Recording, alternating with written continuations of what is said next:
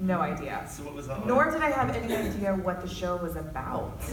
Because it wasn't on the air. The set of sides came in, and I mean, my biggest clue was that he says, oh, you know, we didn't do anything at homecoming. And she's like, oh no, I blew him. I was like, okay, I don't know what kind of show this is, but I think I can make that really funny and just have her, I went for it, and luckily they really liked it. But I had no idea that Beth would be back.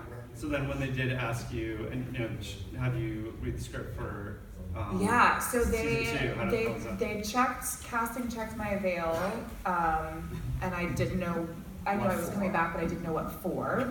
And then when the script came in, I was just totally blown away. I mean, I knew that there was something really fun that we created that day on set, just between our chemistry. Because there's this magical thing that happens when you step outside of your own little box where you do your audition, and then you get to set, and everybody's there with a different creative energy, you know, the production side of things, and they've created this environment for you, and they know how they want to see the world with the shots. So there's all this information coming in, and then there's the chemistry with your castmates who you've never met. Right. And all of a sudden you're there, and it was just so easy to be drawn to Wyatt's energy and to kind of ignore my fiance, David Shea, who I love, by the way, a wonderful guy. But it was just so easy to be like, oh my gosh, who is this guy? You know? And so it was nice to tap into that. And this is not your question, but I will say what I felt like was Beth and Doug's chemistry is their energy. They had this, she really did have this fool's energy, which I think is interesting. And it ultimately didn't work out for them, but I think if she was able to embrace that fool energy and be at the start of a different journey like Doug was, I think they would have had a lot more in common. But I was really excited to get to come back and have that turn come about, so. Yeah, if she hadn't gotten nail gunned, maybe. I know, yeah, there's a lot of stuff in there, but what was really fun was that first day that we were shooting on the pilot. Randall, who was directing, and Jem kind of came up to me and they're like, hey, listen, would you be comfortable just doing a run of that one line, like 10 or 12 different ways? I was like, yeah, let's do it. So I'm just standing there with like the little chihuahua. His name was What the Puff, by the way. He was an adorable dog. And just over and over, it was like, no, I blew him. No, I blew him. No, I blew him. No, I blew him. Just over and over, and Jem and Randall are in the corner just like trying not to die. And afterward, you know, Jem is so wonderful. He has such a great energy on set. He really observes with this magical energy, and he doesn't insert himself a lot, or he's not extremely verbal. But he just kind of came over and went, thank you so much. Like, I know we just put you through that, but I just never believed that could happen on set. You know? Did you guys ask What the Puff to be on the panel? Yeah, busy. Other commitments. You know what? He was too busy for season 2. Because I did ask about him, and Nina Jack, who's one of the most incredible people on the planet, she checked in with Puff's family to find out. Because I wanted to know. I was like, where's Puff? He was very busy. He had other engagements. It's a drug addiction. So let's focus on the scene, please. Yeah. So Alex, I wanted to ask you, your character pops up in all these different places. It's kind of mysterious. We don't always know his motivations or where he's come from. Did you know more about the character than we did? Absolutely not. Jim is the most cryptic about everything, from telling us where our history is or where we're coming from, to like after I remember doing the first season. And there's that last scene where it's me, Ernie, and Laser Pointer in the car with the gift basket. And I'm looking at Ernie or Brent, and I have this face like this. He's like, you know what? You remind me of a velociraptor. Cool. And I was like, okay, maybe that's what we'll bring into the next. Yeah. Like it's this kind of sharkish character. And then the second season, we're doing the costume fitting. And I'm wearing like a 14-year-old's clothes. I have like a backpack on, and I'm like, what am I doing? And so, yeah, exactly. So we should do this thing called block shooting, which is you shoot 2 episodes at the same time based on location or whatever it may be. So we were shooting episode 2 and 1 at the same time. And the first thing we shot, I think, was when Dr. Kimbra is being taken or put in the car. And I had no idea what I was doing at all. I just I had a cup of coffee and I'd look at Liz and go like, that's weird, right? And then I came to Jim after. I was like, so thank you so much. I know exactly the trajectory of this character. You need to say no more. I know exactly what's going on. He's like, I'm sorry. I have no idea what's going to happen. But thanks for being along for the ride. So, cool, yeah. And so I still don't know. I think eventually I just decided, I don't know. I know it's Librium, and I know that he's not really a grad student. Like, I don't feel like those guys were real grad students. That was the cover.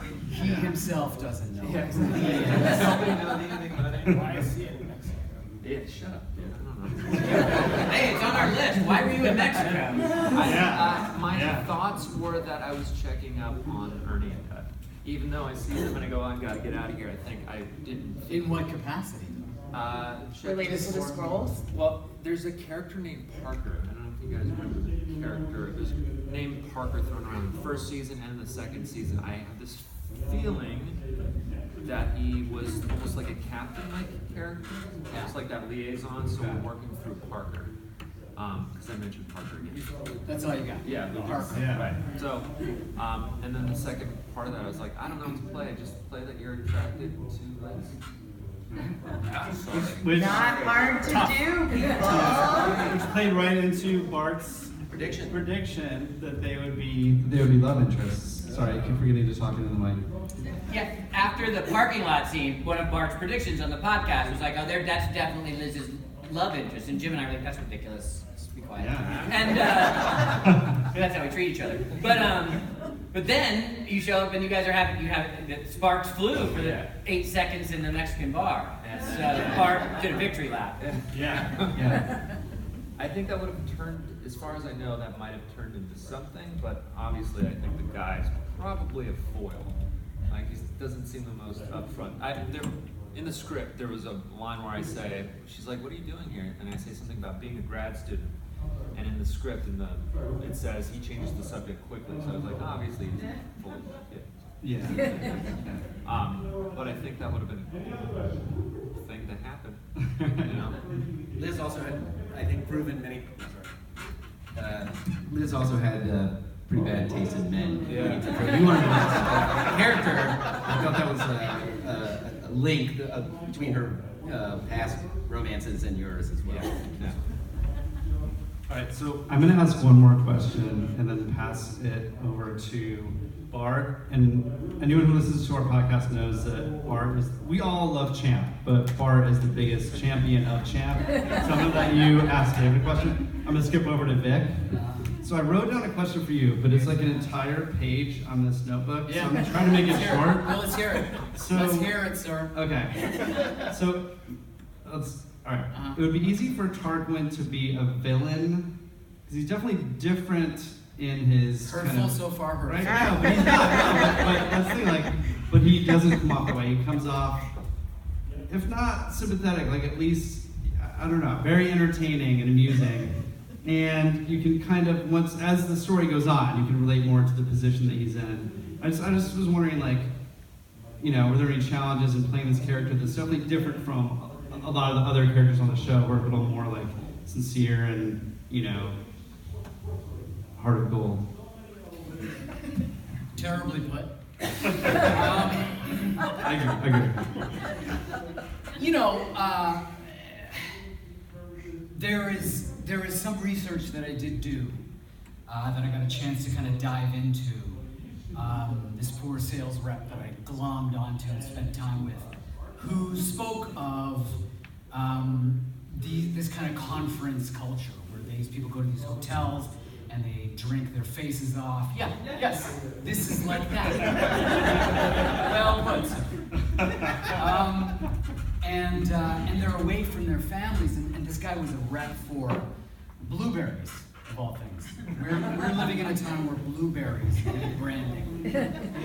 And dental appliances, and he spoke about this thing and how these people in this world of recruitment and sales, they kind of reach for each other in a way that I interpreted as a kind of yearning, like a spiritual yearning. And it was that nugget that I decided to start to wrap everything else about Tarquin, his public persona around that kind of muscularity. But, and you know, his own yearning, and the yearning that he would exploit in others. Also, the writing is there, right? I mean, it's not just this corporate dogma doublespeak. It's also like the first speech I have, there's a line that's, I hope it was like an axe breaking the frozen sea inside you, which is a Kafka quote. Franz Kafka. Thank you. So I was like, he's also kind of an artist and a poet, and he's kind of threading that extra weave in there. And so that is kind of where I began to kind of create the vibration and the tenor of who I thought Tarquin was. But to answer your question about whether it was difficult to play opposite all these sort of gentle folk, God, no. No. So I'm going to hand it over to Bart here to do the David question. But I just want to say, David's our second appearance on the podcast. Thank you, David. When we started this, we were like, we will know this matters if we can book David at some point. Like, or it's just like three losers recording into a microphone. It basically still is. But when we got to that moment, we were like, oh, this may actually be a thing. So I just want to say a sincere thank you for joining the pod early on. Thank you guys. Thanks for making it. And if you haven't heard it, we get deep into his history as a Japanese used clothing salesman. Sorry, I have a lot to say. I don't know what the question is, but I'm going to need. What is happening in the Middle East? All right, so Bart.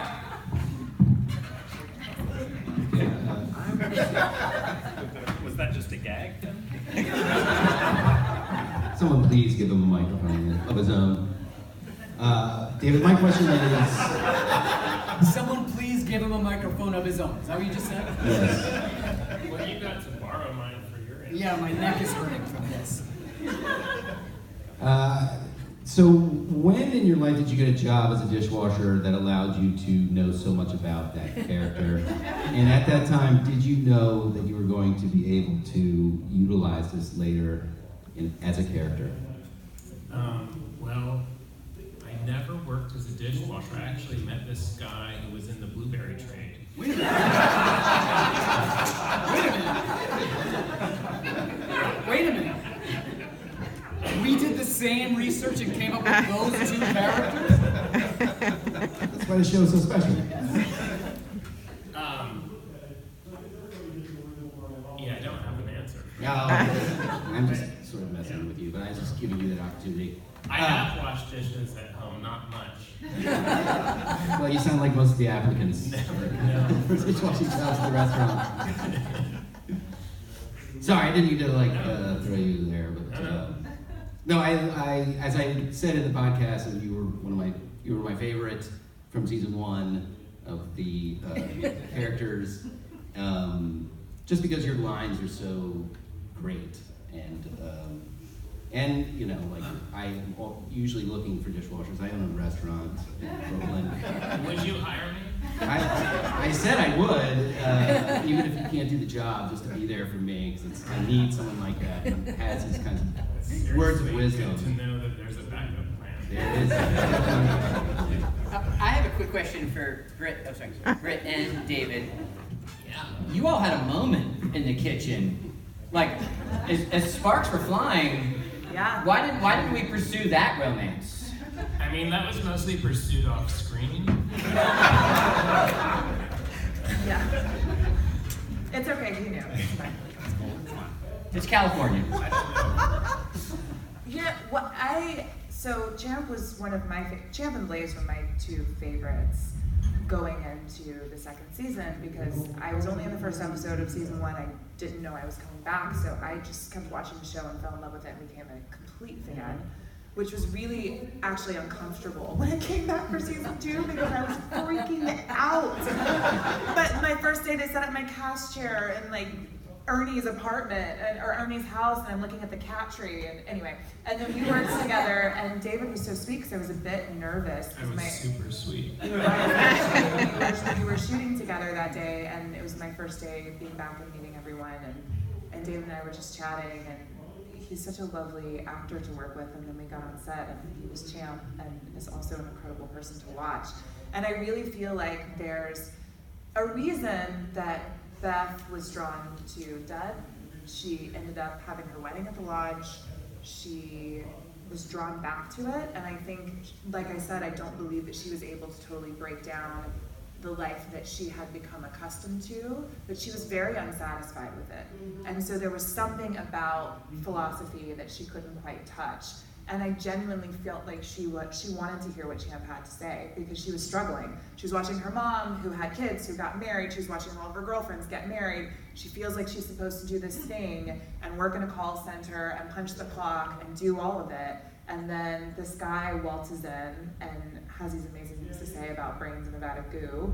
And she's fascinated by it. I mean, she even pulls away from Liz, who she... Oh yeah, you give Liz total cold shoulder. Yeah. Well, and that was actually hard, but it was important to do, because I, of course, Sonia Cassidy, are you kidding me? I wanted to see everything she was doing, and I was so connected to her. And then the director was like, "You gotta just walk away. You can't keep watching her. You have to let her have her moment." And it actually didn't make the cut, but there was this beautiful moment where when I mentioned her mom, they cued a flame in the kitchen to go up right behind her head. And the shot didn't end up working to make the cut, but I thought that was really beautiful. So they really wanted that to be her moment. But I do feel like Beth would have followed Champ anywhere, for the record. That was a super fun scene because I got to watch you guys do that so many times, and I love that line where you say, "And Dud's tall, way taller than Tim." Or short Tim. Short guys.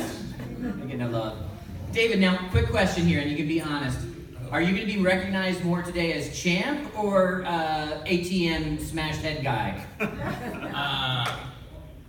In this room, I think Champ. Or what about at the con at large? I would say neither. Do you mean Spooge? Wasn't that his name? Spooge, yes. Spooge. I pronounce it Spooge.